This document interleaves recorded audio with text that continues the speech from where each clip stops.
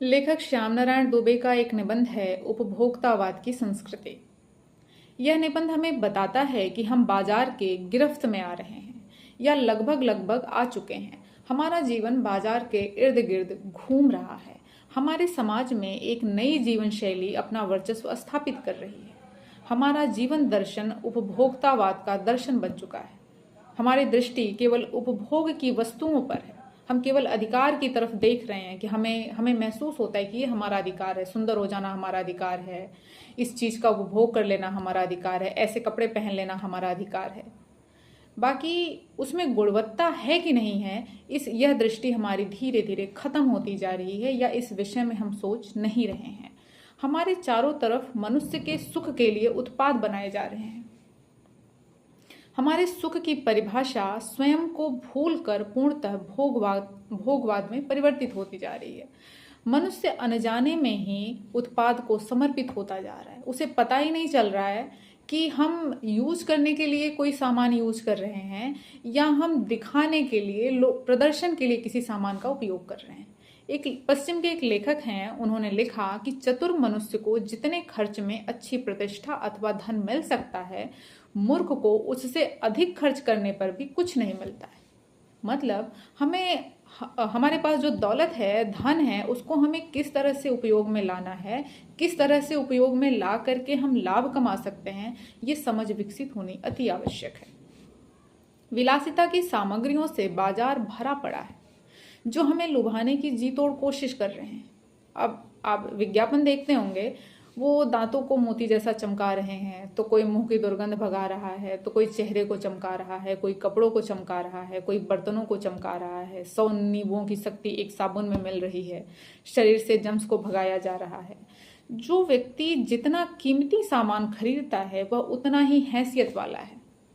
यह हमारी सामाजिक स्थिति है।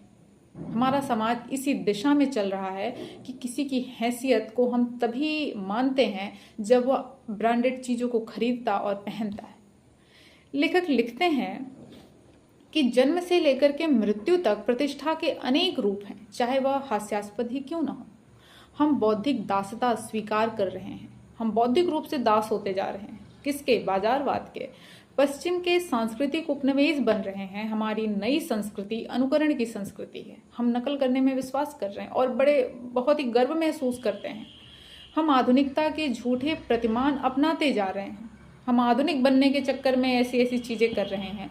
हम दिग्भ्रमित हो रहे हैं, बाजारवाद के गिरफ्त में आ रहे हैं, मर्यादाएं टूट रही हैं, नैतिक मानदंड ढीले पड़ रहे हैं, स्वार्थ परमार्थ पर हावी होता जा रहा है। दिनकर की एक कविता है, वो लिखते हैं कि आपका चुनाव क्या होना चाहिए? तुम रजनी के चांद बनोगे या दिन के मार्तंड प्रखर? एक बात है मुझे पूछनी, फूल बनोगे या पत्थर? शक्ति और सौंदर्य में किसको आगे रखना है, इस विषय में वो लिखते हैं कि सौंदर्य शक्ति का है अनुचर।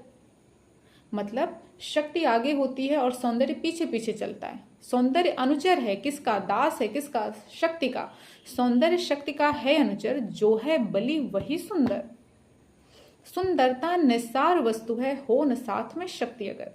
जिसके पास शक्ति नहीं होती उसकी सुंदरता किसी काम की नहीं होती, और जिसके पास शक्ति होती है वो खूबसूरत ना होते हुए भी, बाहरी सौंदर्य उसके पास भले ना हो लेकिन आंतरिक सौंदर्य होने पर वह खूबसूरत होता है। और ऐसा हम समाज में देखते भी हैं। पद्मिनी जब जौहर करती हैं तो अलाउद्दीन खिलजी उनको प्राप्त करना चाहता है, लेकिन पद्मिनी जब राजा रत्नसेन की मृत्यु हो जाती है तो पद्मिनी जौहर कर लेती हैं, आत्मदाह करती हैं। तो आत्मदाह करते समय वो वायु को आदेश देती हैं, पवन देव को आदेश देती हैं कि मैं जलूं तो राख को तू दे उड़ा छित से गगन। वो मुझे तो क्या, मेरी राख को भी ना छू पाए। कौन? अलाउद्दीन खिलजी। कि मैं जलूं तो राख को तू दे उड़ा छित से गगन, पात की रज छू न पाए नभ हिले मेरे निधन पर। और विधि से कह, जाकर के विधाता से कह देना कि रूप दे तो शक्ति भी दे, पति मिले तो पति चरण में भाव भी दे, भक्ति भी दे। तो शक्ति कितनी आवश्यक है। हम सौंदर्य के पीछे भागे जा रहे हैं, लेकिन यह शक्ति किस चीज की शक्ति है?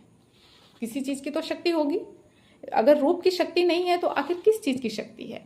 गुण की, पौरुष की, साहस की, ज्ञान की, विज्ञान की, अध्यात्म की, अहिंसा की शक्ति है। रूप की शक्ति नहीं। रूप की शक्ति तो सोने पे सुहागा हो जाना है, लेकिन सोना भीतर है। यदि हम इस विषय पर विचार नहीं करेंगे तो सामाजिक अशांति, विषमता बढ़ती जाएगी।